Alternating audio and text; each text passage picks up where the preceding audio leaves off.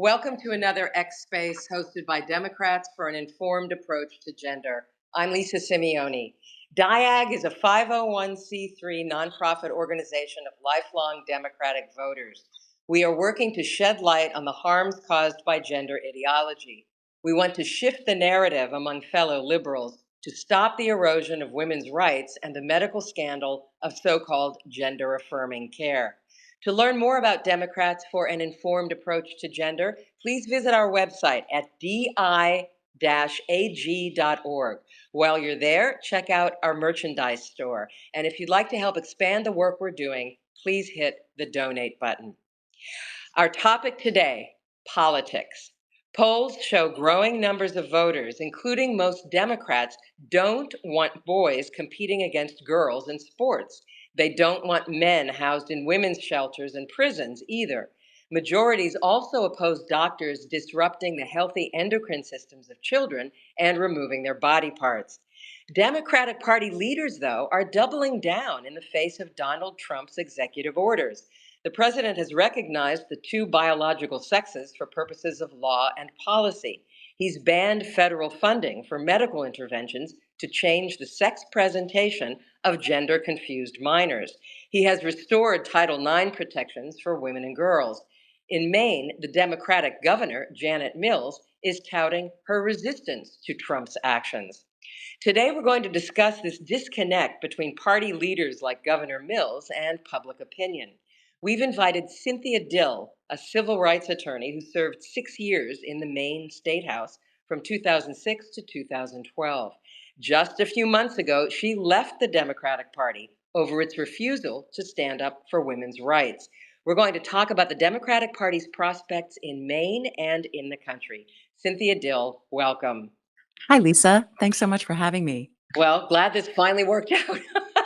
I am And too. before we start, though, I want to make sure that listeners understand something.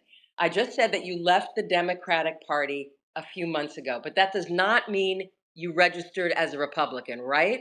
Correct. I am what's known as an independent, but technically in Maine, it just means I'm unenrolled in a party. Okay, so you're not a Democrat because obviously you think seriously enough of this issue, so that made you leave the party. So let's learn a little bit about your background. What kind of law? I know you're practicing law now, obviously you're an attorney, but what kind of law were you practicing before that got you interested in running for office? Well, on a personal level, I should just say that I'm married to the guy I met in college. I have two grown children, both work in finance, a boy and a girl, and both in love with beautiful women. So I have one gay child and one straight child. Um, and I live on the beautiful coast of Maine, practicing law primarily in civil rights litigation. I've represented women. I've represented disabled people. I usually represent whistleblowers. I've fought for traditional democratic issues such as the environment, free speech, and I was in democratic politics for quite some time. I was recruited to for the House of Representatives. I served in the House. I served in the state Senate, a total of 6 years in the legislature. I also was a national delegate to the Democratic National Convention in 2008 and 2016. So, I have all the credentials of a liberal. But as you said, I'm no longer in the Democratic Party because of this issue, and it, it it's too bad because I think, like a lot of people, I'm looking for leadership, but I'm not willing to sacrifice giving up the biological reality of my womanhood for the sake of the Democratic Party. So even though you've left the party, you're still politically active, is that right? I am politically active. At a local level, I've been involved, very involved in a housing issue, the development of affordable housing for kids and families. I ran in a very short-lived primary recently. I speak on the radio. I have a podcast, and locally, I've been very involved in this issue. Raising the issue, interviewing people, and testifying at the legislature, and just bringing facts to bear because a lot of Democrats are in the dark. In Maine, we had this tsunami of gender identity ideology wash over us, and a lot of people are, drowning in it, and they don't know. They're looking for a lifeline, and so I'm trying to provide a lifeline by, talking with you tonight. engaging with DIAG. I'm a member of other organizations. News is a New England Women's Network. I'm very engaged on this issue, and I'm looking for candidates who Republican, Democrat, unenrolled. We have 5 parties here in the state. I'm looking for candidates who are willing to, I have the courage of acknowledging the biological reality of women and recognizing the harm that gender identity and gender ideology is doing to our culture and to our families. You said there are 5 different political parties in Maine? Well, yes, but they're not very. There's only really Republicans and Democrats that make a difference. But we have Green Independents, we have Libertarians, and we have No Labels. Who no candidates, but No Labels was actually made a party in the last election and generated about 9,500 votes. Well, has this hurt you professionally, your stance on gender ideology? Well, I've been shunned by the hardcore progressive Democrats. When I was testifying at the legislature recently on a bill to remove gender identity from the Maine Human Rights Act, and we can talk a little bit more about the history of that later, but I mean, people who I've known and worked with for years wouldn't even look me in the eye. It's a really divisive issue, and professionally, thankfully, I work in a boutique firm. I litigate cases, and I only have to, really report to myself and my clients. And so I haven't felt. I mean, I'm swamped in legal work right now, thankfully. So as a lawyer, no. As a political player, yes. I was a columnist for our local daily newspaper, and I was a commentator on public radio, and both positions were canned, I believe, because the radical left wingers just kept stomping their little feet and canceling. I mean, I was basically a victim of cancel culture.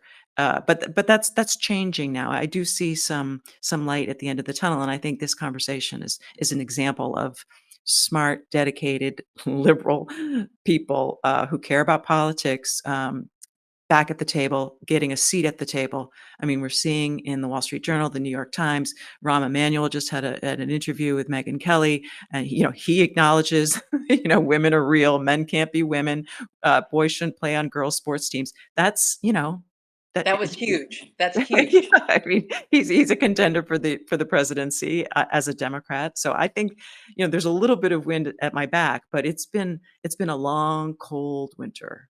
Well, what is the balance of power in the state? I mean, I've already mentioned Janet Mills, the governor. Now she's a Democrat. She's all in on this gender thing. She's all in favor of it. What about the rest of the state legislature? Well, yeah, Janet Mills is a Democrat, although she's quite moderate. And the thing about Janet Mills is, she was, in the national news because she confronted President Trump at the White House when he said, you better get on board Maine because Maine has been in the limelight for the stories about boys playing on girls' sports. Janet Mills, she's the first woman governor. She was our first woman attorney general. She was the first woman prosecutor. She was the first DA. She started the Maine Women's Lobby. So it's just really interesting to me that the issue now, if she is going to run against Susan Collins, will probably boil down to a women's rights issue, and I hope she's on the right side of it. But the legislature we have 151 House members, and the Democrats are in the majority, but just barely. There's 76 Democrats, 73 Republicans, 2 independents.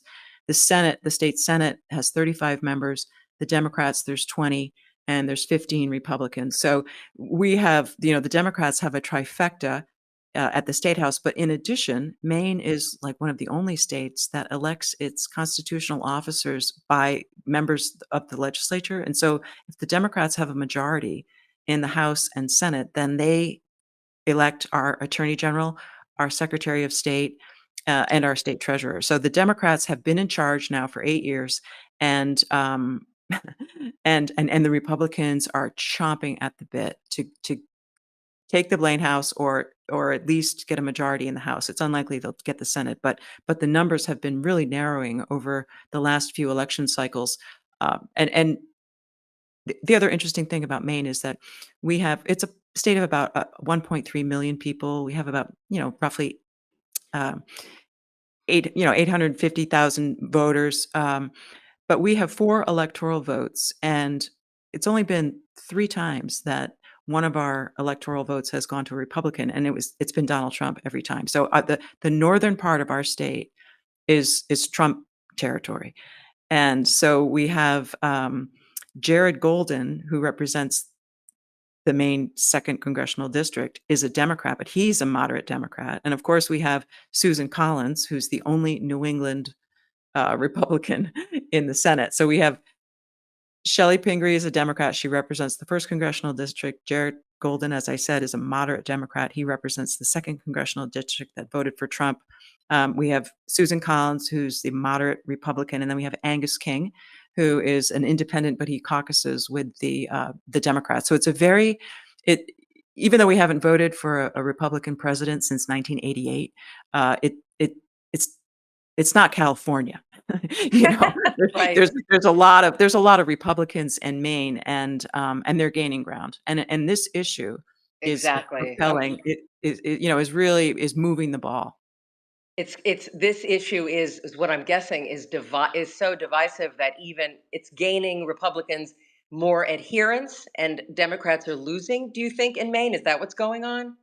I think that what's happening is there's been yes, there's been a couple of Democrats who have joined Republicans on some of the votes recently. I mean, this is brand new for there to be a separation because the Democrats have essentially been lockstep because of their numbers in the House. They very rarely have dissenters when it comes to these social issues. But on a few bills recently regarding boys playing in girls' sports, 4 Democrats joined Republicans, and a bill passed by one vote in the main House. Unfortunately, it didn't pass in the Senate, so it's not law. But and then recently, just recently, we've had a handful of school boards around the state who have voted by a majority to reject the gender identity law of the Maine Human Rights Act and instead abide by President Trump's executive order and, in my view, Title IX. So there's definitely some cracks, but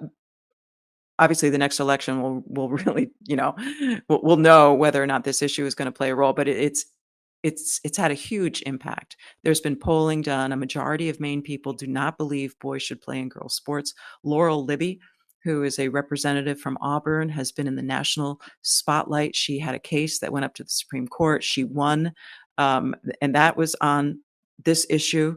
So this issue is hot in Maine. It's burning hot. You mentioned Rahm Emanuel a minute ago. We've I guess a lot of people listening maybe have already seen this too. You and I have seen the clip of Rahm Emanuel with on Megyn Kelly's show, and he pulls no punches. I was actually shocked because he's such a stalwart of the DNC, like in lockstep, in my opinion, in the past. And this time, he said. No, boys should not play in girls' sports teams. No, men cannot become women. No, even 18 at even the age of 18 is too young to make such a crucial decision about your body to take different hormones or to have surgery. I thought that was a stunning admission. I wonder, do you think many people, is this like a big chink in the wall? Is this a brick that's gonna help the wall come down? I think it's definitely it's set the lines here for presidential candidates. I mean, every candidate is going to be called to the carpet and asked those questions, and I think the American public, at least as far as I'm concerned, are going to go with the people who acknowledge the reality of the two sexes and protect women and girls from this blatant discrimination and this gender ideology that's been like a wet blanket. It's just been heartbreaking to see the damage that this ideology has done to families. I mean, you always hear about the one transgender person who's had a hard time, maybe in the nursing home, or the two kids who had were bullied at school. What we never hear about, because the media doesn't cover it, is all the people who have had their hearts broken over this issue because they lose family members to this ideology. It's like losing a family member to a cult. And it's almost worse because the repercussions are so severe. I mean, children in Maine without their parents' consent, can get hormones delivered to them in the mail after spending a half an hour on a Zoom call. No diagnosis necessary. That is the first step to a life altering, damaging medical intervention that these kids are just not prepared. They're not prepared to make those decisions. They shouldn't be making those decisions. And so, this gender ideology is not only a political issue about who, can boys play on girls' sports, can men go in, women's locker rooms. It's really come down in Maine to parental rights because the the trans activists and the left wing ideologues who are really pushing this issue, it's almost like they wanna take your children away.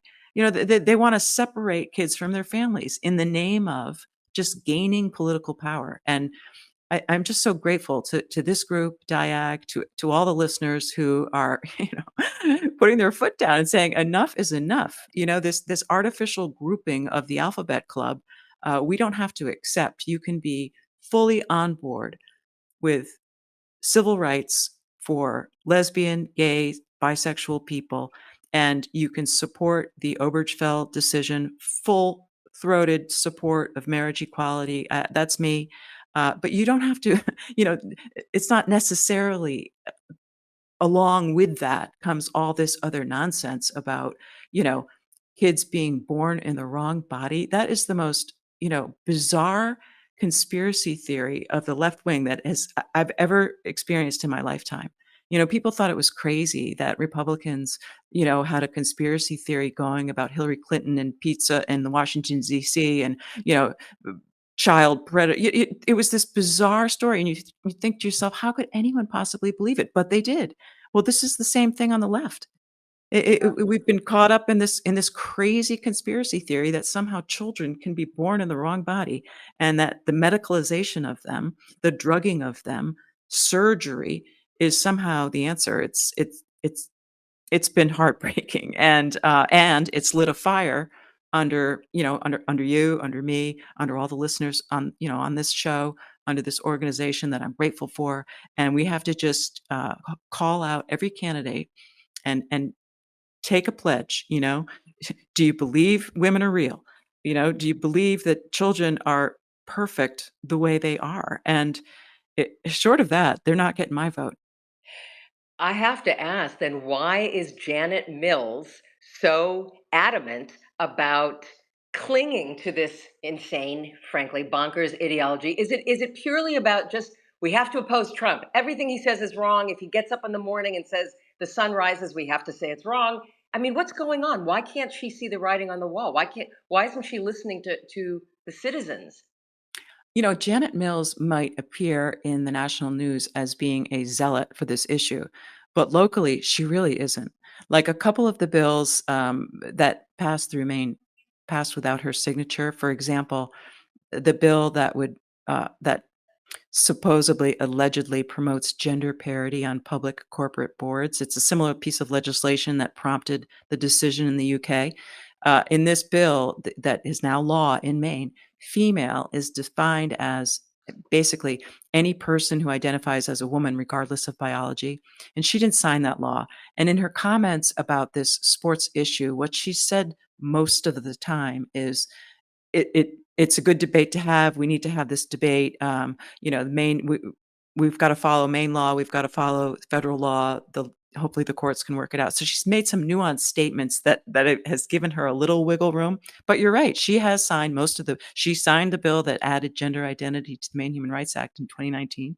But the reason, I mean, Maine is such a small state. So in 2019, gender identity was added to the Maine Human Rights Act. It was sponsored by Equality Maine, which is one of the big players in Maine, right? Leading the agenda for Democrats are some special interest groups, including Equality Maine. Well, the executive director of Equality Maine happened to be the majority leader in the Maine House, who's married to the chief of staff for Janet Mills. And the the chief of staff for our congresswoman is married to the director of Planned Parenthood. So it's this very incestuous small group, and the numbers in the legislature are so tight that Janet Mills needs the legislature to get her budget passed and to get her priorities passed. The Democrats in the legislature, they're not going to support the governor. They're going to veto her bills. So it's she's been threading the needle. But to your point, I don't think anyone really understood the implications of gender identity permeating in Maine law. I think people thought it was because it was sold as an inclusive step towards greater civil rights instead of what we now know it to be, which is just discrimination against women and girls. It's offensive to the safety, dignity, and civil rights of women in so many areas. We had a murderer here who killed his family, killed his pets, was sentenced to jail, and then had a late onset womanhood, and so is being housed in in the female prison. We've had stories of in the shelter for women. Because of gender identity laws, men show up and they are identifying as a woman for the night. They enter the shelter and the women have to stand guard because these men have been they've witnessed these men like masturbating, stalking. So the women in shelters are scared to death. Victims of sexual assault have no safe space. We have no safe space for women and girls, and I think it's a big surprise for a lot of people and a lot of voters who look to the leaders of the so-called progressive movement, the organizations that you typically look to for leadership on this issue have failed us. They have failed us. They have promoted this idea to gain political power and to make money, and that's the hard reality that a lot of people are now just waking up to. So Janet Mills, I hope, is gonna, she's thinking about running against Susan Collins. This would, in my view, this is the issue that will separate the candidates. This Well, is the issue. Well, what you just said about the lack of safety for women in heretofore safe single sex spaces is going on all over the country, of course, not just in Maine. And I'm sure a lot of our listeners know that it's going on everywhere. Well, I should say in blue states. I mean, I'm sorry to say it. That's where Yeah. it's going on. And I guess I want to know who is going to take the lead. Who do you think in the Democratic Party in Maine is going to take the lead to fight this? Is there I don't anybody?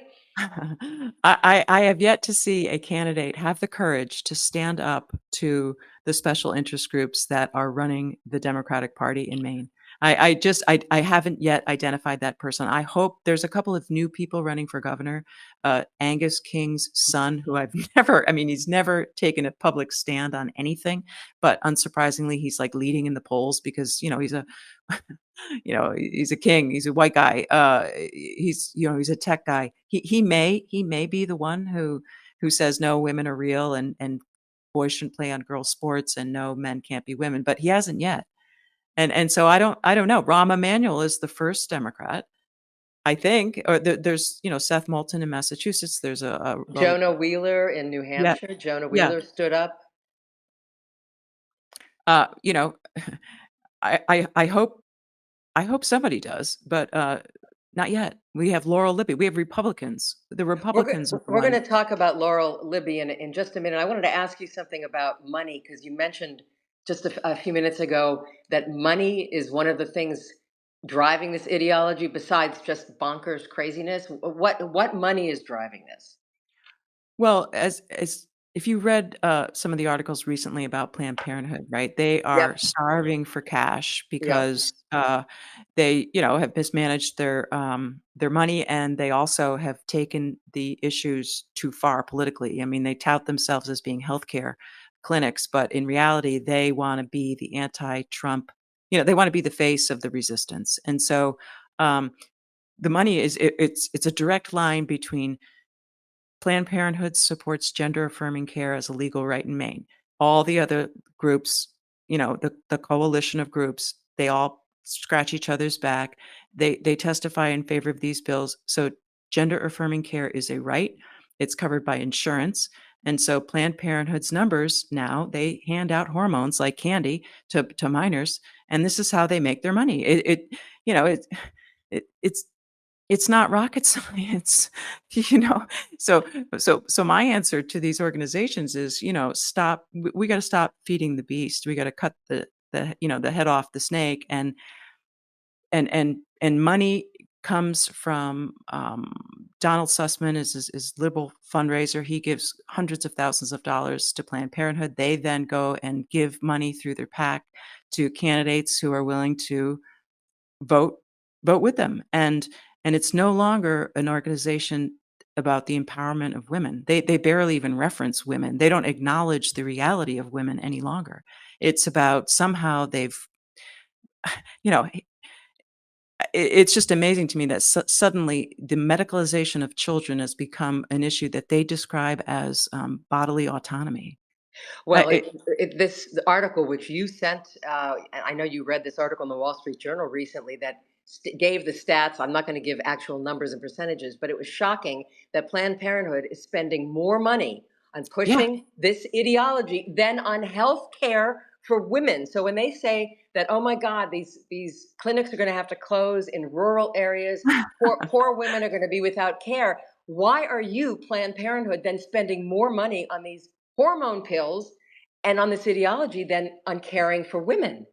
Yeah, and in Maine, we don't have any Planned Parenthood in rural northern Maine. They're all in the southern district where, there's plenty of healthcare. So it's basically a competition for market share in this, medical industrial complex. I mean, the surgeons are complicit. The whole medical, uh, profession, I think, has failed women and kids, when it comes to this issue, and thankfully, finally, there's being some light shown on the inadequacy of the evidence that supports these so-called treatments. I mean, we saw at the Supreme Court, the, lawyer that was arguing the Scrimeti case had to admit to Justice Alito that, "No, yeah, I guess there isn't any evidence that puberty blockers and cross-sex hormones prevent suicide." Well, Right. this has been the emotional blackmail that we have been hearing all along. Like, if you don't support the medical intervention, uh, of children, then somehow they're gonna commit suicide, and it's gonna be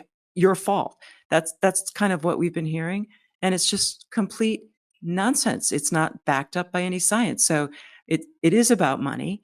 That's the It ACLU's Chase Strangio, the ACLU's attorney, was saying that, and the ACLU has also abandoned its responsibility, it seems to me, to stand up for civil rights, and they're pushing this too. They're pushing oh, this ideology. completely. Yeah, they have bought onto the bodily autonomy argument. Somehow they've made equivalent a woman's right to choose with the sterilization of children. It's just it's It's shocking. it's It's shocking. it's shocking. it, So it, it, it, go ahead. no, it's shocking. You mentioned Laurel Libby, and some people may have read about her because you said she's also made a splash in nationally. But she stood up she stood up in the Maine State House and was actually told she couldn't speak anymore, even though she's a Republican state representative. And she explained to me what happened. The Democrats basically silenced her. I mean, it's the Yeah, opposite of free speech. it Tell us what happened. yeah, politics makes strange bedfellows. So as I mentioned earlier, have pretty, progressive credentials. I have a liberal education. I'm a civil rights lawyer. Laura Libby, on the other hand, is a born again Christian. She's a nurse or a former nurse, has 5 kids, a conservative Republican. She she posted on Facebook, we had a state pole vaulting championship, and the winner was a boy who I was identifying as a girl, as a senior. This is his senior year. He wins as a trans girl. Well, as a junior, he competed in the pole vault competition and came in 5th. And so she posted on Facebook a truthful photograph of him on the winner's podium as a senior, trans girl, so-called, and then him the year previously. And that Facebook post went viral. People just, I mean, millions of views, and and the reason is obvious, is because a picture paints 1,000 words. We've been talking about, these trans kids as if there's some very vulnerable population. Well, this kid is not necessarily a vulnerable kid. He's a state champion pole vaulter who comes from a very affluent family. So she posted that picture. it went around Facebook. The House of Representatives, the Speaker of the House, Ryan Fecteau, uh, and the Democratic majority censured her. And the censure included her inability to speak or vote. And this is the issue that caused me to leave the Democratic Party, because it was a chapter out of like The Handmaid's Tale. She was down in the well of the House, and the Speaker of the House, who's a man, he happens to be gay. He's married to, another political player in Maine, but that's another story. But he basically said, like, unless you apologize, you can't vote or speak. And she refused to apologize. Wait, so she was supposed to apologize just for posting a photograph, which was a public photograph, and it's the kind of photographs that newspapers publish all the time. And she was Yes, supposed to apologize. Why? What was wrong with what she did? they said that her conduct violated legislative ethics, that it was exploiting children. Now, bear in mind that in all of these like carnivals that we have at the State House for so-called trans rights, they parade kids up and down like it's full of kids. It's disgusting, actually. But the accusation against Representative Libby, who represents District 90 in the Maine House, it's near Auburn, was that she violated legislative ethics, and the censure included her inability to vote or speak. Well, she took the case to court. She asked, and again, Maine is a small town. All of the district court judges had to recuse themselves in our federal court because they knew like somebody involved in the case. So a Rhode Island district court judge denied her. She sought an injunction to get her voting rights immediately restored, and she was denied at the district court. She appealed it to the First Circuit. The First Circuit also denied her request for an injunction. She then appealed to the United States Supreme Court, and they took up the case, and she won. They ordered the legislator, the Speaker of the House, Ryan Fecteau, and the clerk of the House to immediately restore her voting rights. And so it was a big victory for her, and it really enabled her not only to shine light on this issue, but she was down in Washington with the Attorney General Pam Bondi. She now is the face of the movement, not only for she's really made it about boys playing on girls' sports, but also about just free speech, because hand in hand with this gender ideology is the inclination by Democrats to silence anyone who speaks up. It's cancel culture like you wouldn't believe. So not only has she been a proponent of, you know, getting rid of the gender identity in the Maine Human Rights Act and restoring common sense and dignity to Maine women and girls, but she's also been a huge proponent of just free speech, and it's really resonated. I mean, she has a huge following. She likely will be a gubernatorial candidate here in Maine, and I wouldn't be surprised if she won.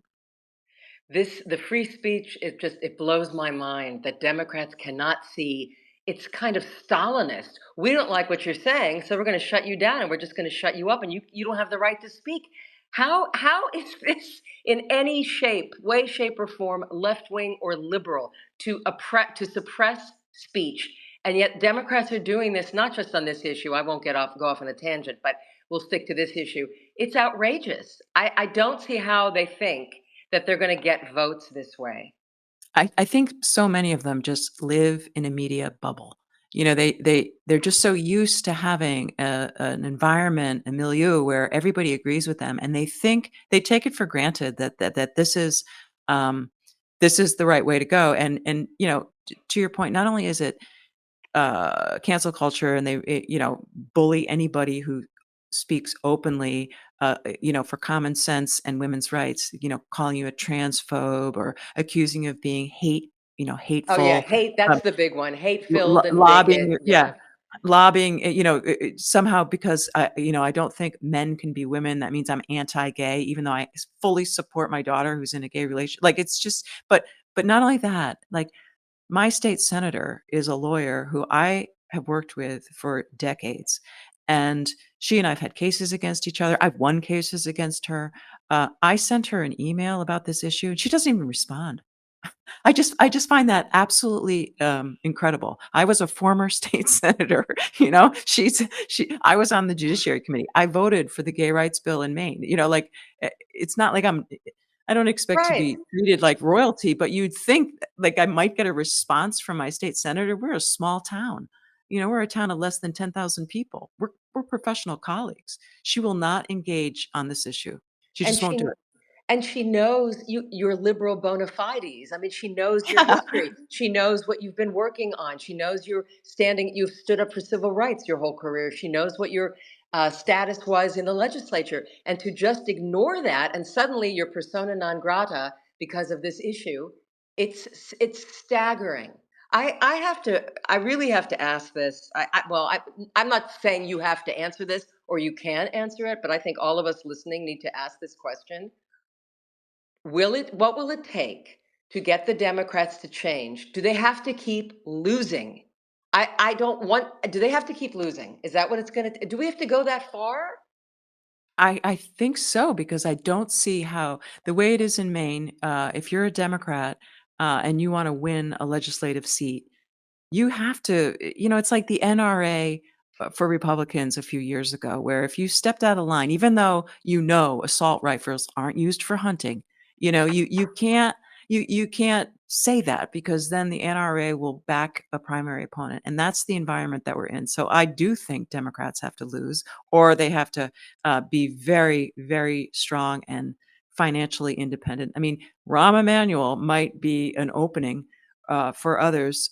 He's certainly, like I said, set the bar. But Democrats, I think they do have to lose. I refuse to vote for anyone, regardless of party, who doesn't acknowledge the biological reality of women and is on this freight train, breaking up families with this nonsense medicine for kids. That's just, I mean, the malpractice is just it's so obvious to me. I Well, I'm wondering as well if that, I don't know how many malpractice lawsuits are going on. I know they are going on around the country. I don't have a count of how many, but I've read about them, and I don't know if there were any in Maine.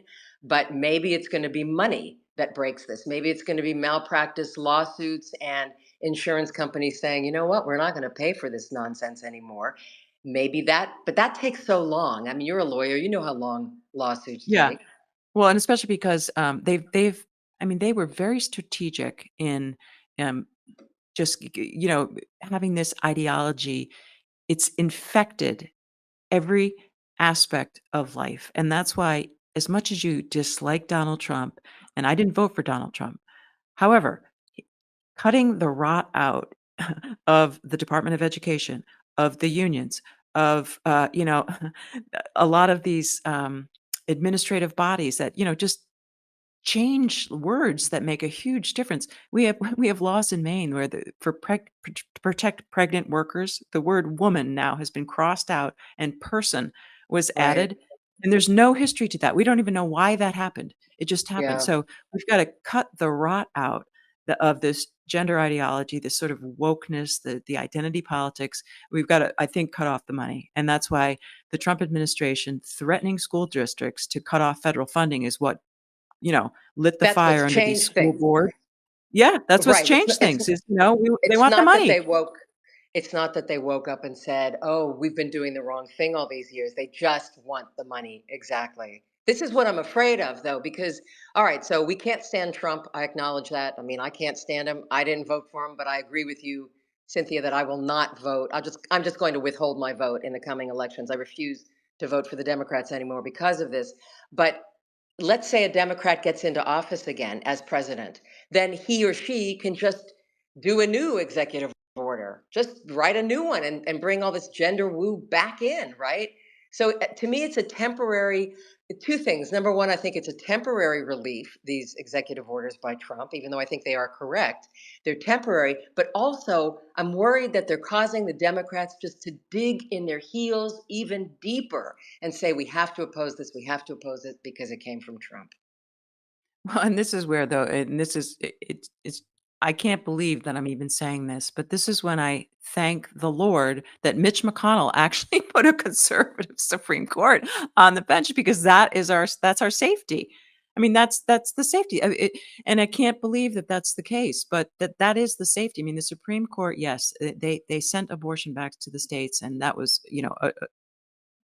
you know, that was devastating to a lot of women's rights organizations, and it was a really hard pill to swallow. However, in Maine, we have now increased the number of abortions and have expanded abortion access. So it's not necessarily a threat to the women of Maine. But the Supreme Court recently, in the Scrimeti case, has, I think, made it pretty clear that this isn't going to be an easy road for the next Congress or the next president to you know, suddenly declare that men are women because, thankfully there's a balance of powers. There's a check on the executive, there's a check on the Congress, and the check right now is the Supreme Court. And there's cases that are keyed up that are, they're going to be decided, and they're going to, I think, hopefully recognize, like the Supreme Court in the UK did, that sex is real and that the female sex class is worthy of protection, on the basis of sex. And that sex isn't something that can change. It's not something that you can choose, and it's not something that lawmakers can, somehow with a couple of adjectives just completely erase its significance in the law. And the law is really what I care about, I mean, it's just it's so, it's frightening to me, the status of the law in the state of Maine, and people are just unaware. When I tell my liberal friends, my lawyer liberal friends, about some of the laws that we have now, they can't believe it because there was no media coverage of it. You know? There's nothing. But the culture's so saturated with it. How can they not know this is going on? I mean, and it's not just in Maine; it's the entire country. The culture is completely saturated with this ideology. How can they not know that this stuff is going on? I think because, there's just the chaos of the news feed and the chaos of people's lives and COVID and the lack of responsible media. I mean, a lot of people just don't pay. Like, I am fortunate enough that I can subscribe to a variety of newspapers. So I read the Wall Street Journal, I read the New York Times, I read our local paper. I I I I think I have an informed, basis for making decisions. A lot of people get all of their news from X. They get all of their news from Facebook, and then that's driven by algorithms, and so they just keep being fed, you know, stories that confirm their beliefs, and they never get the facts. And you know, I don't have an Well, answer to that, but you mentioned law. You've told us about some of the laws in Maine already. Can you tell us more about how this gender ideology is entrenched in the laws? Just briefly, can you give us a rundown of this law, that law, that law? well, that there's a law that says gender affirming care is a right. There's a law that says gender affirming care, insurance companies have to provide it. There's a law that defines female, as I said, as anybody who, wants to be. Our Maine Human Rights Act now includes as a protected class gender identity, which is so vaguely worded that there's no longer an ability to make the argument for discrimination on the basis of sex. So even though we have laws in Maine that recognize female lobsters, female, pheasants, we have laws, female dogs. There's special laws about female dogs. Well, suddenly there's no female, you know, humans. Humans. It's it's crazy. The education system has to allow, can't discriminate on the basis of gender identity, and it's taken away parental rights. Teachers have to recognize uh, transgender kids if they want to be recognized without telling their parents. We have laws that give the ability of education clinics at schools to prescribe hormones to students without their parents' knowledge. We had a situation in Maine where a provisional education, like an ed tech, secretly gave a 13-year-old girl a chest binder and sent her home with it, without her parents' knowledge. Her mother found it. And so it's just, it Can can gender children be identity. Go can ahead. children be can they be taken away from their parents? Because I know that's what is that in it's in Colorado, isn't it, or Washington State, where the child can be taken away from the parent if the parent quote unquote misgenders the child or refuses to use the correct pronoun. Can that be done in Maine? I'm not aware of any instances of that. I'm not, Okay. but but, and this isn't right on point, but Maine has one of the highest incidents of child death by abuse. Our Department of Health and Human Oh, Services has failed children. We've had like over 30. I wish I knew the number, but it's a ridiculously high number of children who are killed and or die at the hands of abusive parents, drug addicted parents. We don't have a safety net in place for kids, and yet we have all sorts of resources to promote this gender ideology. And here's another example: the commissioner of Parks and not Parks and Recreation, but the um, it's basically like the I can't think of the official name. It's the Fish and Wildlife Commissioner, right? A cabinet level position for the Trump, or excuse me, for the Mills administration, had at a family event, a fish and game event, a drag queen. So we had oh, now brother. so drag used to be, a form of protest. It Yes, was a yes. way for the gay rights movement to not only protest, but to, Put itself express. out there and be visible, be Right. visible. So now it's not protesting when it's the government. We have government, uh I just can't believe that drag queens now, in my view, drag queens are the equivalent of blackface. You have men dressed Thank up you. in Thank you. it's like hyper sexed, uh, Caricatures caricatures of of women. women. And somehow it's acceptable. It's we've gone backwards so far in this state. I just don't see the Democrats surviving. I don't see them surviving. When's the gubernatorial election in Maine? It's, let's see, it's coming up, we're in 2022, 26. Next year. Yeah, Wow. yeah. So right now we have about 5 Democrats vying, for the candidacy on the Democratic side. We have a Republican senator who now is unenrolled and is running for governor as an independent. Unfortunately, he voted with the Democrats on the gender ideology bills. And we have a field of Republicans that Laura Libby hasn't formally announced, but she's certainly, sending a lot of signals. She's raising a lot of money. And then we have a couple of other Republican candidates. So that's, you know, Paul LePage, our previous governor, who used to describe himself as Donald Trump before Donald Trump. He won two. He was governor. I was in the state house when the Republicans took over, and it was quite a day. Oh my goodness. Um, well, he was governor for 8 years and he couldn't run again, but he took 4 years off and then ran against Janet Mills and lost by a considerable amount of money, but I mean, a considerable amount of votes. However, he's challenging Jared Golden to the congressional seat in our northern district, which I told you voted for Trump, and Jared Golden's a Mhm. Democrat. So there's a lot in play here in Maine, and Susan Collins is up for reelection, and Janet Mills is allegedly going to be the only Democrat who has a chance of beating her, but we'll see about that. Well, it sounds like Laura Libby has a good chance. I guess we'll see. And maybe Rahm Emanuel's activity today, maybe his appearance on Megyn Kelly will wake some Democrats up, and maybe Janet Mills will go by the way of the dodo. I don't know. I don't know. I guess we'll see. Well, Um, and the thing about the Democratic Party too is that, like, on the heels of, Kamala Harris losing, pretty significantly, right? I mean, Donald Trump won yes, fair and square, and there's no denying that he won a majority of Americans' votes. And and we haven't yet really fully processed Joe Biden and what happened with Joe Biden and the cover up of his decline.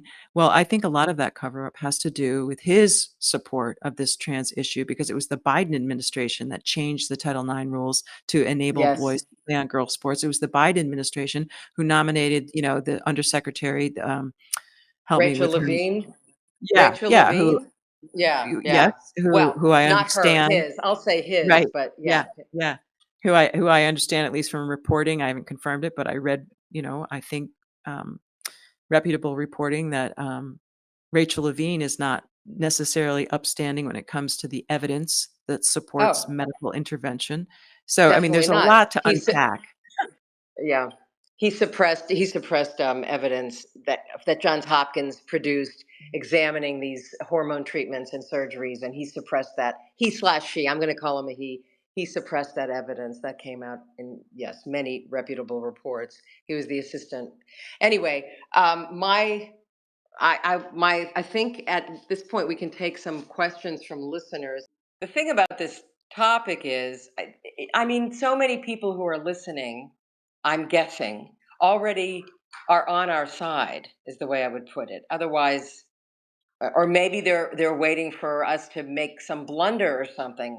But I would think that most of the people listening to this X space understand how serious this issue is and understand why we're talking about it so much and all the implications. So, but I I wasn't sure if they had if I wasn't sure if they had a question for you specifically because you have been on the front lines and you've taken so much heat. yeah. You've taken so much heat for it.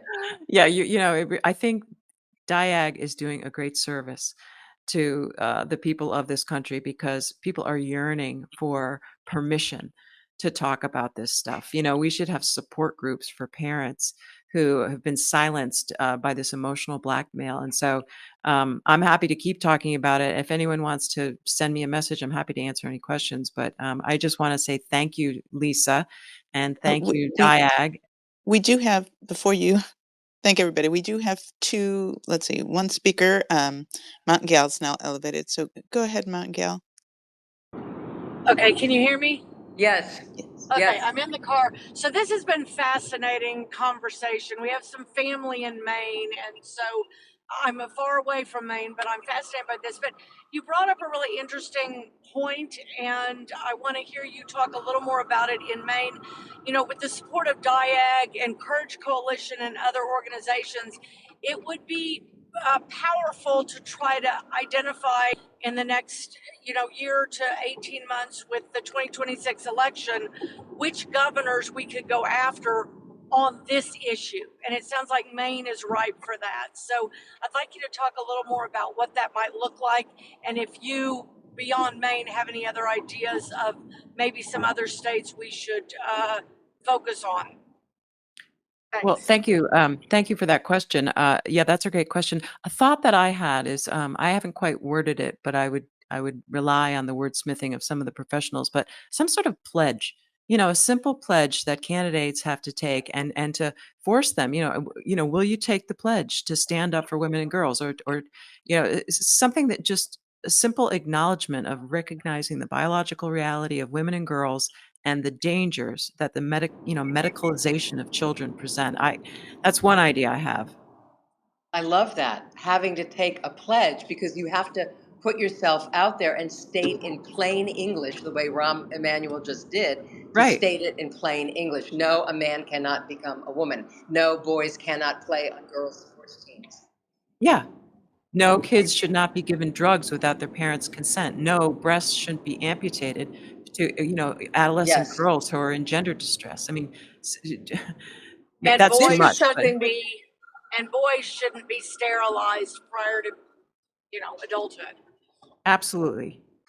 And actually, this is something we didn't touch on, but we should, because I think this, not only is it true, and I think our compassion is where it needs to be. We are compassionate, but we need to say that out loud, and we need to express the fact that we are not saying that children are not in some kind of emotional psychological distress for a host of reasons, and that would be a whole nother show. There are children and there are adolescents and there are adults who have mental health problems or emotional problems or dysregulation, and they're confused for whatever reason. And God knows adolescence is a time for confusion, right? We were all messed up when we were adolescents, and we were all confused, some more than others. We have compassion for these people. What we don't want is to see them preyed Exactly. upon by this ideology, which is predatory, which is saying to them, instead of saying to them, we're going to get you help, we're going to help you with your psychological distress, what they're saying is, bingo, take these hormones, bingo, mess with your hormones, mess with your endocrine system, chop your breasts off, wear a binder, whatever. That is the opposite of compassion. It seems to me we at DIAG and those of us who understand this issue, we're the compassionate ones. We're the ones saying, quit taking advantage of these people, especially children, who are in distress. And and exploiting them, exploiting children exploiting for them. political power. It's disgusting. Yeah, I think we need that could be a part of the pledge too. I want to say because I forgot to mention this to listeners. If you are having trouble getting in, if you put in a request and we didn't see it, or you start to speak and we're not hearing you, can you either try to log out and log back in, or just post a DM, a direct message to us, and we'll do our best to get to that question because it's possible that somebody requested and we missed it. So. If you don't mind, I'm going to ask one of my questions. And, we've been pushing since the start that this is not a political issue. This is an issue that certainly the medical side is shouldn't be politicized. It harms young people and vulnerable adults. And do you see, Cynthia, the possibility for a bipartisan effort to help um, deal with the medical carnage that we've seen? Deal with getting detransitioners the care and coverage that they need, to ending the harm and helping the people who were harmed either legally or with other resources. Is it possible in our very tribal and divided country to get any kind of bipartisan effort for this? The short answer is I don't know, and I'm not overly optimistic about bipartisan solutions. However, you raised a really good point, and that is rather than trying to prevent or eliminate gender identity from the law, instead adding to the healthcare rights, the right to detransition care. And there's a bill now in Massachusetts that's been sponsored by a Republican that I believe had some Democratic supporters to do just that, to make not just gender affirming care a right, but the right to have care associated with detransitioning. And I think that might be a way to get a bipartisan agreement. It gives the Democrats a little bit of an off ramp, so they don't have to admit that they were wrong, but at least provide some acknowledgement that this is a tragic mistake, and it's a tragic mistake that should be fixed, and the fix, if it's medical, should be supported in the same way that this, what I call like voodoo quackery is supported. Yeah, I hope I shocking. hope I hope there's Yeah. a bipartisan, effort, and I think if in Maine, if the Republicans take the House and there's a Senate majority, then there's much more likelihood of a bipartisan solution when there's an imbalance of power. And same thing at the United States Congress. I mean, right now the Republicans are all in charge, but if the Democrats take the House back, it seems to me there might be some likelihood of cooperation along these lines. But it's everything is so partisan, and the people, they can't give on issues because they have their own issues that they want support on from their party, and the numbers are so slim that they're willing to just, okay, I'll just go ahead and vote with the majority leader, because if I don't, he's not going to support my bill out of committee, and I really want my bill for my district. It's unfortunately, it's horse trading. It's very transactional, and it's at the expense of kids. Go ahead, Boris.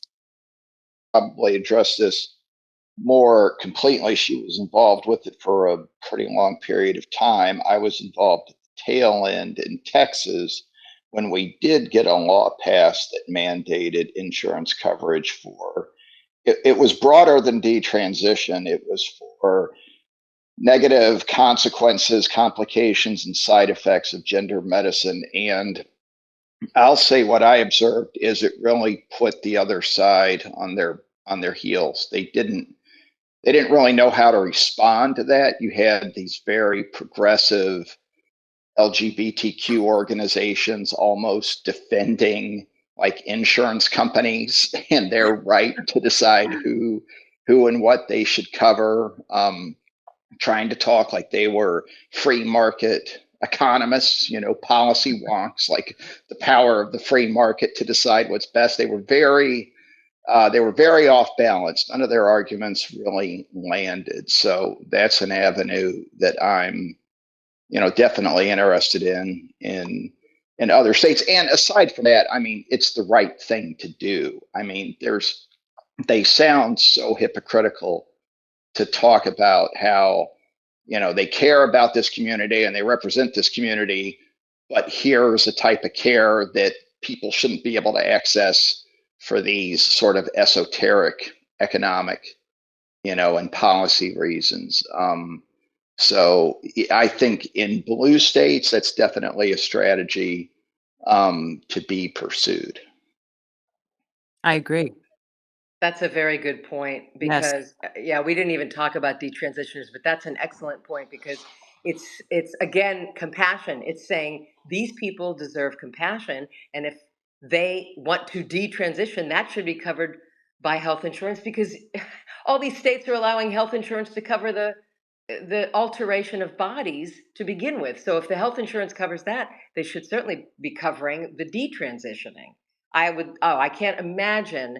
I would love to know all the backpedaling and dancing around the issue that Democrats who support this ideology would do when this subject comes up of detransition. The testimony, their witnesses in the testimony, it was almost entertaining to watch. All they could really do was sort of scream about, transgenocide and trying to deny care, but their arguments were just so weak. And again, this particular bill, which was, I think, the most generous and kind of the best, most humane policy, was not.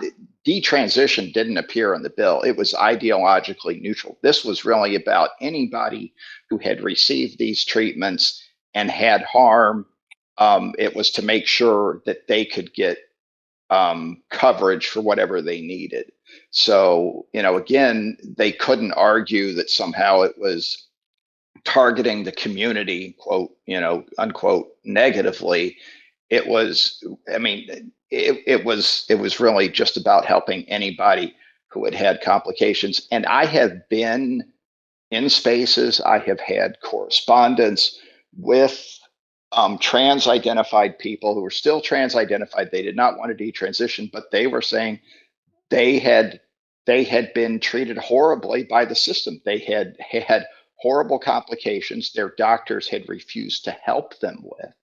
Right, so you go to get these really crazy surgeries and you get the complications we all know come out of it, and then you go back to that same doctor and ask for help with it, and they would not take his call. He was beside abandoned. himself. Yeah, and it wasn't about detransition or not detransition. It was just, here's a human Mhm. being who's been harmed by this machine. And in his state, this particular case I'm thinking of was Oregon. He had no rights. He had no rights at all. This guy had been sold a bill of goods, and everybody, the medical establishment, the politicians, everybody had just left him out to dry. Oh, It's a huge medical scandal on so many levels, and that I have read of other cases where detransitioners just, as you said, got left out to dry. They had terrible complications, and they couldn't even get doctors to return their phone calls. It's horrifying. It's horrifying.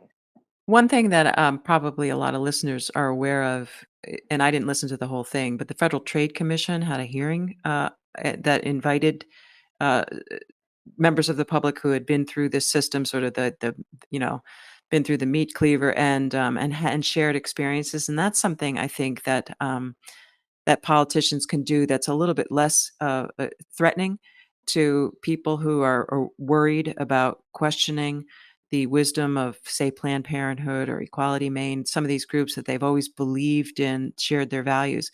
But just to have hearings and have you know, people speak their truth, I think I is maybe a way to get some, bipartisan buy-in on some solutions. I I was in Washington for the FTC seminar, and it was powerful. And I'll try to find it. I'm on my phone right now. I'll try to find a link to the archive video. Certainly, if you pay attention to gender on X on this app, you can. There's a lot of clips out there. Sidewalk Steve and Courage Coalition and I have posted things. But I'll say this, and this is me being like super skeptical. They Democratic politicians do not even want parents, non-affirming parents, and detransitioners to speak. You Yeah. couldn't even get them to agree to hold a hearing.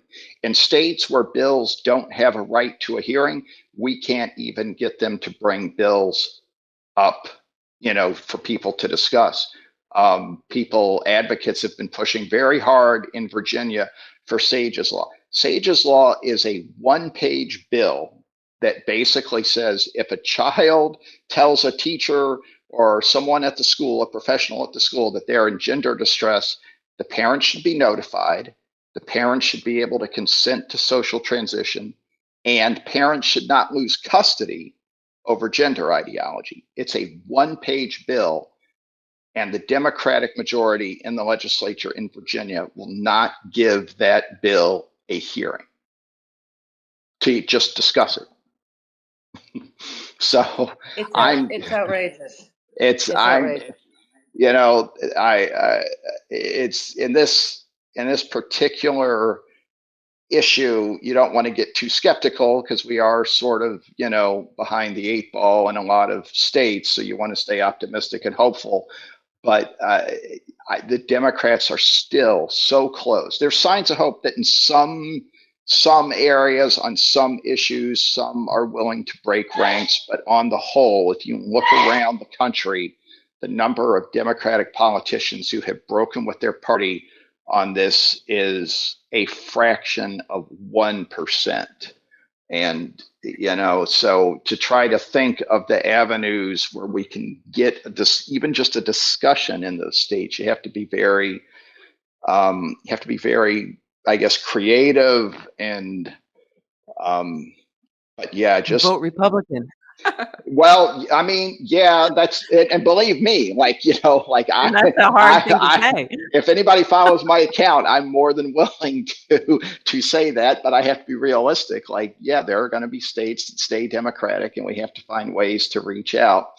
And I think these bills that are neutral, ideologically neutral in terms of detransition or remaining trans identified, are probably the way to go, because they will not even acknowledge that detransition exists. I think a lot of people may have seen the video that Beth Bourne posted of Layla Jane. Layla Jane is a detransitioner in California.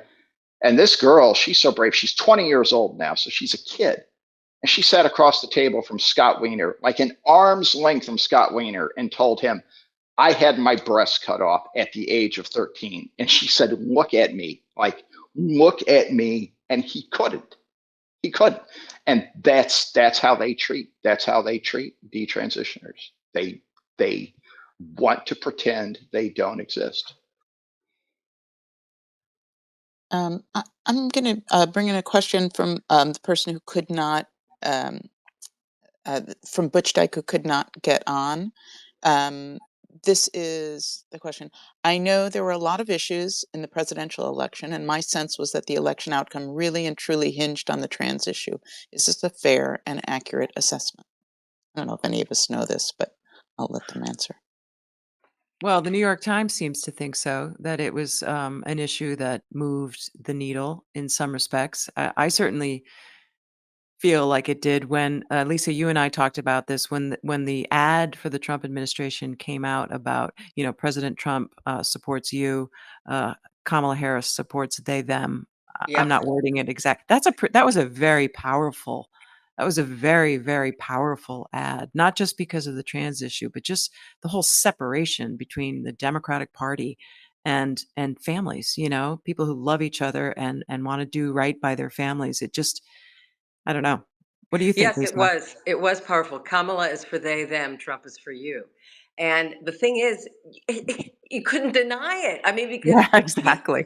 she had come out saying outright that she thinks that Medicaid should pay for whoever wants to change their body surgically or chemically, that the taxpayer should pay for that. It was insane. I mean, and so that ad was frankly accurate, but try to get the Democrats to admit that it was accurate. Uh yeah. One thing that, and this is, I won't, but Pew Research came out with some statistics, and it was like 66% of transgender people are under the age of 30. And I can't help but think there's a correlation between the COVID lockdown and young people being sucked into the nightmare of social media. And I do believe that social contagion has something to do with it. I really do. So you know, Absolutely. I just, if you think young people can be radicalized by, Islamic militants and send, our boys over to fight for the jihad, then why would you deny the possibility that this onslaught of TikTok videos and influencers that are catered to your, feed based on algorithms, that there has to be a social contagion element, and I also believe there's a correlation between COVID and young people being isolated and online all the time has something to do with it. And I'd love for some of these think tanks, that crunch the numbers and have the resources to do this kind of work would start doing this research, because that's what we need is showing people that the cause of this is not all of a sudden society realizing that there's this thing that children are born in the wrong bodies. It's like, no, this is just a recent phenomena that is fueled by radical ideas that have spread like wildfire. It's like a pandemic, a social It pandemic. social contagion is absolutely a part of it. I mean, it's a psychosis. It's a national psychosis, like witch burning, or what was it in the '80s with the satanic thing? All these kids were being abused in daycare centers everywhere by Satanists. I mean, it was crazy time, and that we've gone through these panics before in our history, and this is absolutely one of them, no question. One of the things I wanted to ask you, Cynthia, we talked about what it will take, and I know none of us has this answer, what it will take for the Democrats to wake up.